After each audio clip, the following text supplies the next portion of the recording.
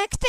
இந்தாங்க sir, check பண்ணுங்க. Sir நான் ரொம்பவே டீசன்ட்டான குடும்பம் சார். எங்க ஃபேமிலில யாருமே இதுவரைக்கும் தப்பே பண்ணது இல்ல. மேடம் பாஸ்போர்ட்ல பேர் தப்பா இருக்கு.